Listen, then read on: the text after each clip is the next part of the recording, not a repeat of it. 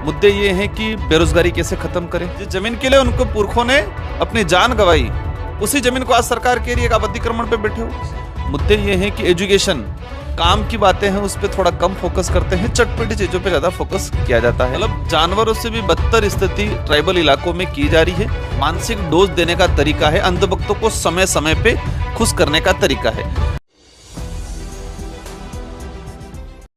नमस्कार, आप देख रहे हैं 4 PM में आपके साथ नफीसा खान। नए भारत की नई सियासत में गड़े मुर्दों को उखाड़ना नया ट्रेंड बन चुका है। असल मुद्दों से भटकाया जा रहा है।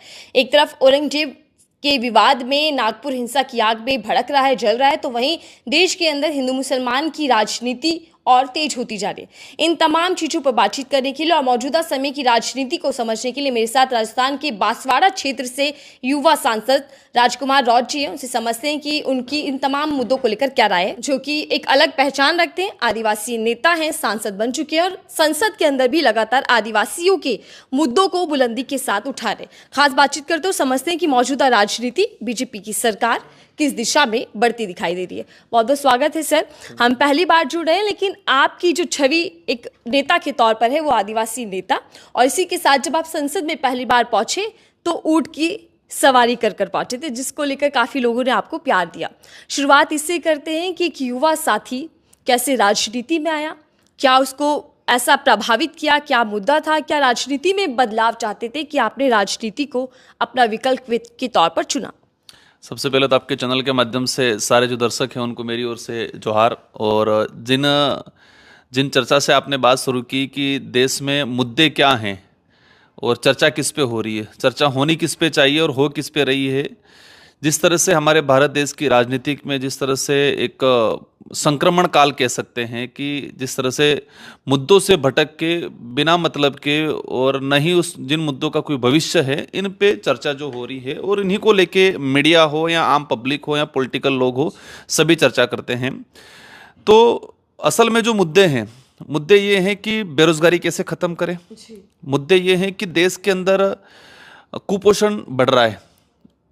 मुद्दे ये हैं कि देश के अंदर स्वास्थ्य सुविधा जो बेहतर होनी चाहिए बेहतर नहीं होकर बदतर होती जा रही है। मुद्दे ये हैं कि एजुकेशन, जो ट्राइबल इलाका है या दलित इलाका है या गरीब तबका जिस इलाके में रहता है, जिस राज्य में रहता है, वहाँ पर बेस्ट एजुकेशन कैसे लागू किया जाए, वो उस पर बात नहीं हो रही है। वर्तमान में धर्म पे चर्चा ज़्यादा हो रही है, जो चटपटी चीज़ें। और ये बात से भी हमें इनकार नहीं करना पड़ेगा कि लोगों की भी आदत पड़ गई है कि चटपटी चीज़ें, काम की बातें हैं उस पर थोड़ा कम फोकस करते हैं, चटपटी चीज़ों पे ज़्यादा फोकस किया जाता है।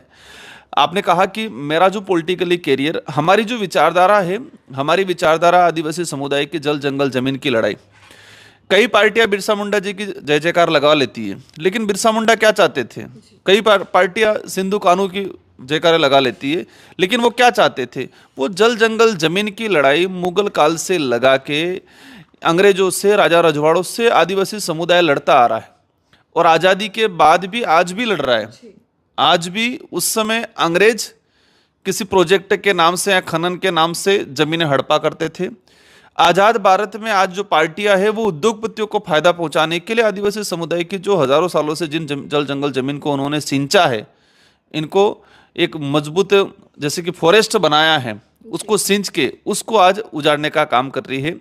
तो वही भारत आदिवासी पार्टी इन्हीं मुद्दों पे काम कर रही है कि जल जंगल जमीन आदिवासी समुदाय जो वर्षों से सिंचा आ रहा है उसको कैसे बचाया जाए। और साथ ही आदिवासी समुदाय के अंदर जो कल्चर है, देश का संविधान तो आया, संविधान के आधार पे हम चल सकते हैं, लेकिन आदिवासी समुदाय का अपना एक अलिखित संविधान है, अपनी एक पूरी विधि, मतलब कहे कि वो कानून अलिखित है, मौखिक जो गीतों में या भजनों में कहा जाता है। तो उसके संरक्षण को लेके हम लोग काम करते हैं। और आदिवासी समुदाय के अंदर एजुकेशन को लेके और जो संविधान के अंदर प्रावधान है, शेड्यूल 5 और शेड्यूल 6 रिजर्वेशन पॉलिसी को लेके जो भी प्रावधान है, इस पे आज तक किसी भी सरकार ने ध्यान नहीं दिया है। तो वही भारत आदिवासी पार्टी इन मुद्दों को लेके पुरजोर तरीकों से काम कर रही है और ये परिणाम भी हमें मिला है। शायद हम जितना समझते हैं कि बहुत कम समय में बहुत शानदार प्रदर्शन भारत आदिवासी पार्टी का रहा। एक साल के अंदर हम 4 विधायक, मध्य प्रदेश सहित 5 विधायक और एक सांसद की हमें उपलब्धि मिली है। बिल्कुल, और आपने खुद ने बहुत बड़ी जीत हासिल की, काफी वोटों के मार्जिन से। सर, आप राजस्थान से निकलकर दिल्ली राजधानी तक पहुंचे, संसद तक पहुंचे। ये सफ़र कितना मुश्किल रहा मैं ये नहीं पूछूंगी, मैं ये पूछना चाहूंगी कि जिस दौरान आप पहुंचे हैं उस दौरान देश के अंदर बीते 10-11 साल से भारतीय जनता पार्टी की सरकार है। इस कार्यकाल में आदिवासियों का जीवन, आदिवासियों की समस्याएं क्या कुछ कम हुई, राहत मिली या फिर और ज़्यादा प्रताड़ना बढ़ती गई है? कागजों में तो उन्होंने राहत दिखाया है, कागजों में, लेकिन धरातल पे समस्या और बड़ी है, कम नहीं हुई है। जिस तरह से पिछले 10-11 सालों के अंदर जो माहौल बना है ट्राइबल इलाके के अंदर, कहे कि माओवादियों के नाम से, नक्सलवादी के नाम से, 3-4 दिन पहले ही मध्य प्रदेश के अंदर एक मैसेज आया है, जो चर्चा आया है कि एक आदिवासी व्यक्ति सुबह 10 बजे अपने घर से जंगल में भेड़ बकरियां चराने गया और 3 घंटों बाद वो नक्सलवाद के नाम से उसको मार के फोटो खिंचा के शानदार अधिकारियों ने कि देख हम नक्सली बूटपेंट में सफलता हासिल हुई और एक नक्सली को मारा गया। ये एक सिंपल सा उदाहरण, और ऐसी चीजें मतलब जानवरों से भी बदतर स्थिति ट्राइबल इलाकों में की जा रही है और ये मीडिया नहीं दिखाता, नहीं चर्चा, राजनीतिक चर्चा का विषय आता है। एक तरफ कई हम गाय का भी सम्मान करते हैं, लेकिन कई गाय या कुछ भैंस का कुछ हो जाता है तो देश में माहौल बन जाता है। दूसरे राज्यों के अंदर बांग्लादेश में जो हुआ बहन बेटियों के साथ गलत हुआ, हम भी इसका मानते हैं कि वो गलत हुआ और नहीं होना चाहिए, लेकिन खुद के देश में जो आदिवासी के साथ हो रहा है, मणिपुर के साथ, मणिपुर में हो रहा है, बस्तर में हो रहा है, झारखंड में हो रहा है, इन चीजों पे वर्तमान राजनीतिक लोग चर्चा नहीं कर रहे, नहीं मीडिया उनको जगह देती है। तो पिछले 10 सालों के अंदर हमने देखा है कि ट्राइबलों को विकास के नाम से विस्थापित किया है और नक्सलवाद के नाम से उनको बेवजह मारने का काम किया गया है। और ट्राइबलों के अंदर अब समझ आई है कि कौन अपना है, कौन पराया है, कौन लोग कागजों में क्या दिखा रहा है, धरातल पे क्या कर रहा है। वो कहते हैं कथनी और करनी में अंतर है वर्तमान सरकार का, और इस चीज को ट्राइबल समझ चुका है और आने वाले समय में लोकतांत्रिक तरीके से जवाब भी देगा। आपका एक बयान भी है, इससे पहले आपने कहा कि जो आदिवासी हैं उनको नक्सल के नाम पर मारा जा रहा है, उनके घर छीने जा रहे हैं। तो क्या आपको लगता है कि आदिवासियों के नाम पर सिर्फ एक एजेंडा चलाया जा रहा है केंद्र सरकार की ओर से? जो आदिवासी जल जंगल जमीन की बात कर रहा है, जो आदिवासी ये चाह रहा है कि प्रकृति है, उस प्रकृति की सुंदरता को उसको रहने दो, आप उद्योगपतियों को खनन के नाम से मत दो, इसका जो विरोध कर रहा है उस पर कहीं न कहीं लांछन लगाने का काम किया जाता है। उसको नक्सलवादी, माओवादी, उग्रवादी इस तरह से आरोप लगाया जाता है। छोटे छोटे बच्चे, 11 साल की बच्ची का बीच में आया कि 11 साल की बच्ची को नक्सलवाद के नाम से मारा। 11 साल की बच्ची को क्या समझ में आया होगा? 3 साल का भी मुठभेड़ हुआ, 3 साल के बच्चे, 4 साल के बच्चों को गोली लगी है। जो मतलब मुश्किल से इस दुनिया को ही नहीं समझ पाया है, उस पे इस तरह से लांछन लगा के जो मुठभेड़ में मारा जा रहा है, तो सच में ये देखा गया है। और ये संख्या गवर्नमेंट का खुद का आंकड़ा कह रहा है कि पिछले 2 सालों के अंदर 250 से अधिक लोगों को मुठभेड़ में मारा गया है। और ये सारा का सारा उद्योगपतियों को फायदा पहुंचाने, सरकार का मेन फोकस अभी ये है कि ट्राइबल इलाके के अंदर जितना जो मिनरल्स है उनको निकाला जाए। और उस जमीन पे ट्राइबल बैठा हुआ है आजादी से पहले, लेकिन जागरूकता नहीं होने की वजह से वो पट्टा नहीं ले पाया है, वो जमीन को अपने नाम अलॉट नहीं कर पाया है और वो अपनी जमीन समझता है। और है भी सही, जिन जमीन को अंग्रेजों से बचाया, जिस जमीन को राजा रजवाड़ों से बचाया, उनके खिलाफ उनके पूर्वजों ने लड़के अपनी जान गंवाई, और उसी जमीन को आज सरकार कह रही है आप अतिक्रमण पे बैठे हो। जिस जमीन के लिए उनको पुरखों ने अपनी जान गंवाई, उसी जमीन को आज सरकार कह रही है कि आप अतिक्रमण पे बैठे हो। एक व्यक्ति शहर के पास में है, उसको 5 साल के अंदर पट्टा मिल रहा है, और एक ट्राइबल इलाकों में 200 साल से बैठा हुआ है, उसको पट्टा नहीं दे रही है गवर्नमेंट। ये प्रोपोगेंडा है उद्योगपतियों को फायदा पहुंचाने का। और जितना जो मिनरल से है, जो कोल माइन से हैं, सारी की सारी ट्राइबल इलाके या फॉरेस्ट इलाका वही है। जो पहाड़ी इलाका देश के अंदर हम कहें, विंध्याचल की पहाड़ी, अरावली की पहाड़ी, ये जितने जो पहाड़ी श्रृंखला है, उन सारी श्रृंखला को ट्राइबलों ने सिंचा है, संजोए रखा है और सुरक्षित रखा है। और वहीं पर आज उद्योग के नाम से खनन हो रहा है।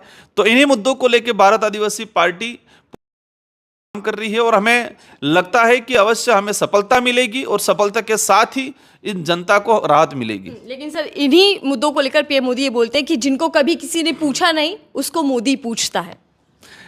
कागजों में पूछते हैं, बयानबाजी में पूछते हैं, हकीकत धरातल पे नहीं पूछते हैं। एक इनकाउंटर हो रहा है, फर्जी इनकाउंटर हो रहा है, 2 घंटे पहले अपने घर पे है बीवी बच्चों के साथ, 3 घंटे बाद वो खेत में गया, उसके साथ मारपीट हुआ, उनको मोदी जी नहीं पूछ रहे हैं। कौन सा ऐसा कहे कि एक भी 10 सालों के अंदर ये बताया गवर्नमेंट की फर्जी इनकाउंटर हुआ, सरकार ने जांच बिठाई और जो दोषी अधिकारी हैं उस पर कार्रवाई हुई।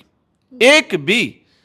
अगर मोदी जी और वर्तमान सरकार आदिवासी हितैषी होती तो फर्जी इनकाउंटर करने वाले अधिकारियों पे शिकंजा कसती, उन पे कार्रवाई करती। लेकिन नहीं, अधिकारियों को हौसला बुलंद हो रहा है और उनके भाजपा के नेता प्रवक्ता बन के कहते हैं कि हमने सफलता पाई।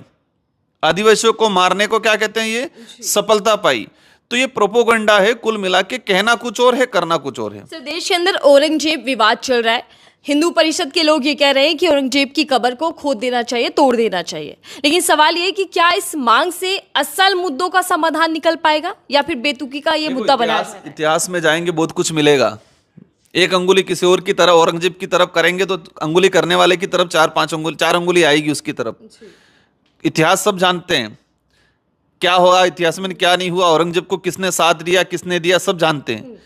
जो औरंगजेब के साथ में थे वही लोग आज औरंगजेब के नाम से अंधभक्तों को खुश करने का काम करते हैं। मैं तो सिंपल सी लैंग्वेज में कहूंगा कि औरंगजेब की कब्र, ये मुद्दे नहीं है हमारे। ये जहां तक लगता है कि जो अंधभक्त हैं उनको मानसिक डोज देने का तरीका है, अंधभक्तों को समय समय पे खुश करने का तरीका है। यहाँ पर यूपी में हुआ, हमारे अजमेर के अंदर फिर युवा अजमेर की दरगाह को खोदा जाए। ये कुल मिला के अंधभक्तों को मानसिक डोज जो समय समय पे 3-4 महीनों में दिया जाता है, वो अंधभक्तों को खुश करने का तरीका है, ये मुद्दे छेड़ के। लेकिन सर, इस विवाद से हिंसा भड़क गई। भाई तो सरकार को क्या, हिंसा बढ़के नहीं बढ़के, इंसान मरे नहीं मरे उसको सरकार को कोई पड़ी नहीं है। सरकार को यही है कि हम सत्ता में कैसे आए, सत्ता में कैसे बने रहे, हम राज कैसे करें, इन्हीं पे वर्तमान सरकार काम कर रही है। सिर्फ क्या निगाहें हिंदू वोट बैंक पर है, इसीलिए इस तरीके के मुद्दों को उठाया जाता है? हिंदू का भी प्रोपोगंडा बना रखा है, और जो हिंदुत्व के नाम से जो झंडा पकड़ के जो जहर फैला रहे हैं और जो कट्टरपंथी बन रहे हैं, उनकी पीढ़ियां भी आने वाले समय में उनको कोसेगी कि हमारे बाप दादा गलत रास्ते पे थे, क्योंकि वो जहर उगल रहा है आपस में। एक जो भाईचारा था देश के अंदर, हम देश को क्या कहते हैं, अनेकताओं में एकता, विविधता है, विविधता होने के बावजूद भी हमारा देश एक, और विविधता क्यों है, इस देश में अनेक धर्म है, अनेक जातियां हैं, अनेक कल्चर है, इसके बावजूद भी देश असली मुद्दों पे एकजुट होता है, राष्ट्रवाद के नाम पे एकजुट होता है। इस कारण से देश को महान कहा जाता है। लेकिन वर्तमान सरकार धर्म में बांट के, जातियों में बांट के राज करना चाहती है और नफरत पैदा करना चाह रही है, जिससे आने वाले समय में इस देश के लिए घातक होगा। सर, वक्फ बोर्ड का मुद्दा संसद से लेकर सड़क तक चल रहा है, जिस पर विवाद भी काफी गरमाया हुआ है। लेकिन क्या आरोप ये लग रहा है कि केंद्र सरकार सिर्फ मुसलमानों के अधिकारों को छीनना चाहती है, उसी पर निगाह है। इस पूरे विवाद को लेकर आपकी क्या राय है? वक्फ बोर्ड क्यों जरूरी? मैं उसी लाइन पे आऊंगा कि अंधभक्तों को खुश करने का तरीका है, अंधभक्तों को खुश करने का तरीका है। वक्फ बोर्ड का जो मामला है, वक्फ बोर्ड किसी व्यक्तिगत संपत्ति नहीं है, वो सार्वजनिक संपत्ति है, और उस संपत्ति को न तो गवर्नमेंट ने दिया है, न उस मुस्लिम समुदाय ने किसी ने छीना है। किसी समुदाय ने किसी से छीना ऐसा भी नहीं है, किसी ने दान किया है। हम हिस्ट्री में जाएंगे, जितने वक्फ बोर्ड हैं उन पे ये मिलेगा कि किसी ने अपनी स्वेच्छा से समुदाय के लिए वक्फ बोर्ड में दान किया है, वो लैंड है तो उनका अधिकार है। बेवजह इस इशू को छेड़ के माहौल बनाया जा रहा है। कल उठा के कोई सरकार और आएगी, कहेगी मंदिरों की जमीनें निकालो, फिर मंदिरों की जमीन निकलेगी। कोई उठा के फिर कहेगा गिरजाघरों की जमीन निकालो, बौद्ध भिक्षुओं की जमीन निकालो, ट्राइबलों की देवी देवता उनकी जमीन निकालो। मतलब एक कुल मिला के माहौल बना के आपस में उलझाने का तरीका है, और जिस रास्ते पे वर्तमान में चला जा रहा है वो रास्ता गलत है, वो आने वाले समय में नफरत पैदा करेगा, इससे अलावा कुछ नहीं हो सकता है। राजस्थान में कुछ दिन पहले पूर्व पीएम इंदिरा गांधी जी को लेकर विवादित टिप्पणियां हुई थी। बीजेपी के नेताओं ने काफी कुछ खराब बातें कही थी, उसको लेकर विवाद भी हुआ। आखिरकार क्या बीजेपी के नेताओं की ये एक पहचान बन चुकी है कि वो विवादित और नफरती बयान देते हैं, इसी तरीके के अपमान करते हैं पूर्वजों का? देखो, वो कहते हैं कि मैं उसी लाइन पे वापस आऊंगा, अंधभक्तों को टेस्ट चाहिए, समय समय पे डोज चाहिए। तो उनको खुश करने का तरीका है कि 2-3 महीनों के अंदर कुछ प्रोपेगेंडा करते हैं, प्रोपेगेंडा करने के बाद अंधभक्त खुश होते हैं, और अंधभक्त खुश होकर तालियां बजाते हैं सोशल मीडिया पे, वो कुछ दिनों की चर्चा में बने रहते हैं। हमें बेक में जाके हर व्यक्ति के अंदर कुछ पॉजिटिविटी है, कुछ नेगेटिविटी है। इंदिरा गांधी जी ने देश के लिए बेहतर किया है, हो सकता है 2% कुछ गलत हुआ हो, लेकिन वर्तमान सरकार क्या कर रही है, इससे पहले क्या हुआ, तो बहुत सारी चीजें हैं। लेकिन मैं जहां तक समझता हूं, हमें बेक में जाने से ज्यादा भविष्य को ध्यान में रखते हुए काम करना चाहिए। आज जो वर्तमान में जीडीपी जो गिर रही है, वर्तमान में जो बेरोजगारी बढ़ रही है, वर्तमान में कुपोषण बढ़ रहा है, वर्तमान में स्वास्थ्य सुविधा बिल्कुल बदतर हालात हो रहे हैं, एजुकेशन सुविधा बिल्कुल बदतर हालात हो रहे हैं, इन पे चर्चा क्यों नहीं करना चाह रहे? आज उनको पता है कि आज जिस रास्ते पे चल रहे हैं उसके हिसाब से आने वाले 10 साल बाद बहुत भयंकर स्थिति आने वाली है। लोगों को दिखा दिया, पहले कहा 2022-26, अब कह दिया 2047। अब 2047 तक कौन जिंदा रहने वाला है? मैं जहां तक समझता हूं, देखो हम तो आपके चैनल के माध्यम से जो इस तरह की वादे करने वाले सब उनके लिए दुआ करते हैं कि वो लंबी उम्र गुजारे, लेकिन आप खुद मानो कि और जनता समझे, विवेकशील बने थोड़ा, कि 2047 तक किस एज का व्यक्ति जिंदा रहेगा। ये लोगों को एक लालच बनाए रखने का तरीका है। ठीक है सर, मैं सिर्फ 2 सवाल आखिरी ले रही हूँ क्योंकि आप दोनों ही नेताओं को संसद के अंदर देख रहे हैं। पीएम मोदी की राजनीति आपको कैसी लगती है और राहुल गांधी का नेतृत्व इंडिया अलायंस में कैसा है? देखो, दोनों का व्यक्तिगत जीवन संघर्ष में ही रहा है, दोनों का व्यक्तिगत जीवन संघर्ष में ही रहा। आइडियोलॉजी की बात करें तो आइडियोलॉजी के मामले में वर्तमान में जो वर्तमान सरकार और प्रधानमंत्री जी जो हिंदू मुस्लिम वाला जो मामला चल रहा है, उसको लेके हमारे देश के आने वाले भविष्य के लिए खतरा है। तो उस बात के लिए हम कहेंगे, व्यक्तिगत संघर्ष की उनकी तारीफ करेंगे, लेकिन जो वर्तमान में जो माहौल बना के चल रहे हैं वो आने वाले भविष्य के लिए खतरा है, तो वो ठीक नहीं है। राहुल जी संघर्ष कर रहे हैं, लेकिन राहुल जी कांग्रेस हैं, तो कांग्रेस के अंदर ही ऐसे लोग बैठे हैं जो उनको ही टांग खींच के खत्म करने का काम कर रहे हैं। तो राहुल जी को पहचानने की जरूरत है कि कौन अपना है, कौन पराया है, कौन सही है, कौन गलत है। राहुल जी जिस आइडियोलॉजी से चल रहे हैं, उस आइडियोलॉजी पे इनके नेता कितने चल रहे हैं, ये समझने की जरूरत है। ठीक है, धन्यवाद सर हमें समय देने के लिए और हमसे बातचीत करने के लिए। राजकुमार रॉज हमारे हैं राजस्थान से, और जो खुलकर हर मुद्दों पर बात रख रहे हो, केंद्र सरकार को लगातार घेर रहे हैं, लेकिन सवाल वही है कि क्या देश सही दिशा में बढ़ रहा है? इस इंटरव्यू को लेकर आपकी क्या राय, जरूर साझा कीजिएगा। देखते रहिए 4PM, मैं आपके साथ नफीसा खान।